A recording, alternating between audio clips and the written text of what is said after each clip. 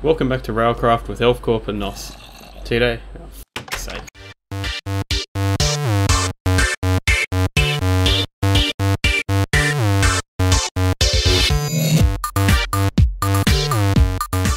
Welcome back to Railcraft with ElfCorp and Nos. Today we're going to be looking at iron tanks and boilers from the new versions of Railcraft. And then we're going to probably connect them up with some Buildcraft pipes and yeah, we'll get some steam powered stuff going. So we'll knock up a couple of iron tanks and we'll show you just how they work. Pretty much I've got one here to store my creosote oil, and they're cool little things. They're external dimensions to find how big they are. So the volume is 3 by, well, this one is 4 by another 3, so then times 16 because each block can hold 16 buckets. So it's a pretty huge amount. And that equates to this one can hold 600,000 units. And I think there's about, what, 4,000 a bucket? Something like that? 1,000 a bucket, yeah. Yeah, whoever it is. So we got 197 buckets in there at the moment. Okay, so what we've done here is we've set up a rolling machine. And you can see now it's got a megajoule interface, like all the other Buildcraft machines do this version. And what we've done next is put a hobbyist steam engine next to it. We'll go through steam engines more in the next episode, but basically you feed it coal or some sort of solid fuel, and once it heats up, it'll generate Buildcraft power. You also need to feed it water. If you don't have water, it'll explode, and then you'll be unhappy. All these stuff that have got some sort of boiler in them, make sure they got water in them because they will blow up and destroy your house. So you can see that starting to heat up, and once that gets to, I don't know, I can't remember what it is, about 100 degrees, something like that, it'll then start generating steam. What, you mean the actual temperature that water turns to steam? Who would have thunk it? Okay, so with the rolling machine it actually has progress on making the parts now. I've popped some iron in to make some iron plates. Yep. The rolling machine will store about 500 megajoules of power, and that's how much it requires to perform one action. So we're going to let that churn through and make some iron plates, and we'll use them to make our tanks. The rolling machine works like an auto crafting table, so if we whack a whole lot of iron in here, it'll now pull it out. Oh, true, eh? So I'll switch off the hobbyist here. We can leave it running. We should be able to live with it. We've got iron plates, we've got 42, that should be shitloads. Do you want to grab them, Nos? Okay. Yoink. So, what are we going to make first? So iron tank walls to make the frame, yeah? Yeah, the frame of it has to be iron tank walls. So that's I guess the skeleton of it, the top and the corners. And then anything in the middle, where I've got glass and the valve on this one, can be whatever you want. So maybe make 3 sides worth of glass and then 1 valve or something. Ah, Bonza. Now the trick with the valves is that they have to be in the bottom 2 rows. So they can either be there where I've got this one, or they can be in the base. Where for the incoming valves, they only have to be, well, they can be anywhere pretty much.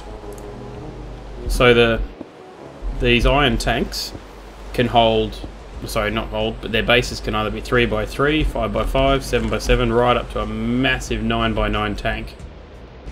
And they can be between 4 and 8 blocks tall. So what we've got here is the bare minimum.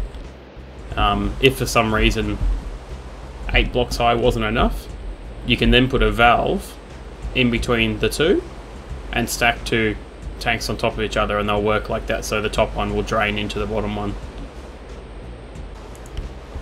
Oh, I just remembered, we'll have to shut this off because the water's going to run out. Oh, do we need a valve to input as well? Yes, you do.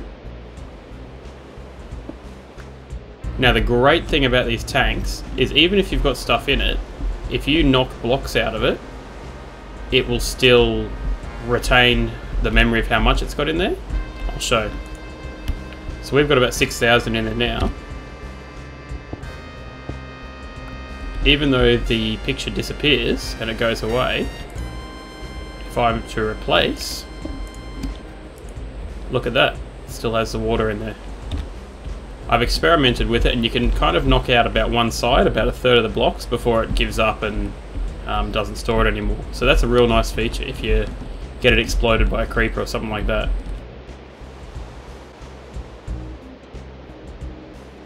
Look at that. That looks cool.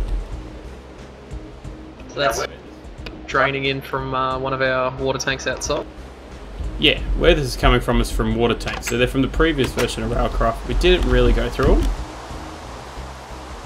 The long and short of them is you build this, which is a 3x3, and that collects water from the environment. It's a passive thing, so as soon as you build it, over time it'll fill up. It fills up best in jungles and doesn't fill up at all in deserts because it's relying on external water. So something like rain, it fills up a fair bit.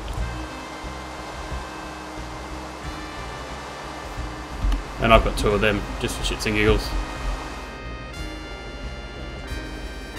So that's filling up nice. That's a great way to store bulk materials, especially if you start rolling in creosote or water or any liquid. So buildcraft, fuel you can put in there, and that's why I checked out if you could bust out blocks, because I was thinking, wow, if you lost one block and lost, you know, 1 million units of buildcraft fuel, you'd be punching the screen. Yeah, that's true. Alright, so next we'll knock up a boiler, because we need to do something with this water.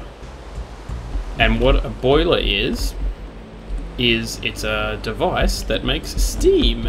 And that steam can then be used to power your machines. Like that. Like the engines, for instance, or turbines, or lots of kind of stuff that we'll look at the next episode.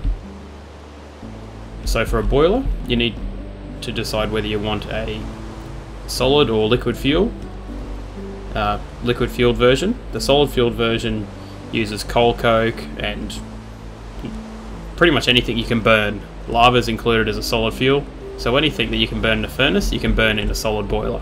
Bookcases? Yeah, you know, your clothes, whatever you want.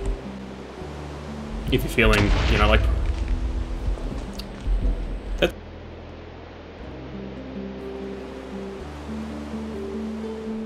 That was dry, wasn't it? I thought I'd top it up. So folks, never put water in a hot engine if it's got no water left, because it will explode. Whoopsie. Pretty much because it's so hot, the water instantly turns to steam and expands at a fantastic rate. Okay, so there we go. So solid fueled firebox. And just a single low pressure boiler. Yeah, we'll just start off with the simplest one possible first.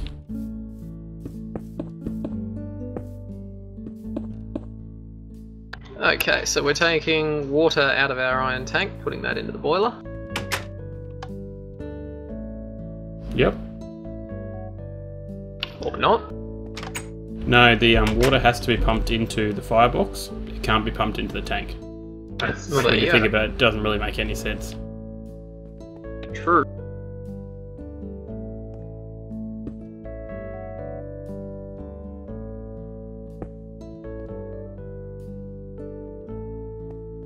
And there we go. So now our boiler's filling up.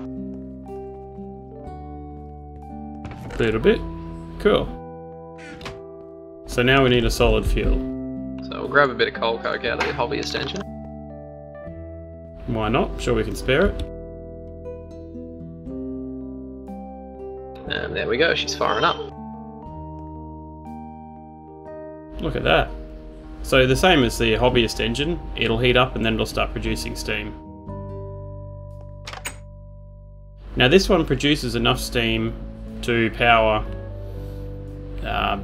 really to power a rolling machine, or about halfway towards one of the commercial steam engines. So it's not great, but you know, it's a start. For the low pressure version of a 1x1, and this is either in liquid or solid, this one produces about 10 steam per tick. The high pressure version, which uses a steel tank, or steel boiler rather than iron, actually that's for what it's worth. The only difference between the high and low pressure version is one uses an iron boiler one uses a steel plate boiler. The high pressure version, which we'll do next, that takes a lot longer to fire up, but it's a lot more efficient once it's up and running.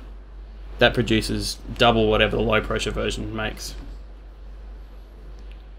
So this makes 10 steam per tick, which is about what a hobbyist engine uses, or half what a commercial engine uses. If you had the high pressure version, it could power, you know, the commercial engine, which you'll see is the sort of the second tier. Okay, so I've built 12 of the high pressure boiler. Yep, that's right. That's what you can handle. So when we're building this high pressure boiler, well, for any of these boilers really, the 1x1 can only have one tank.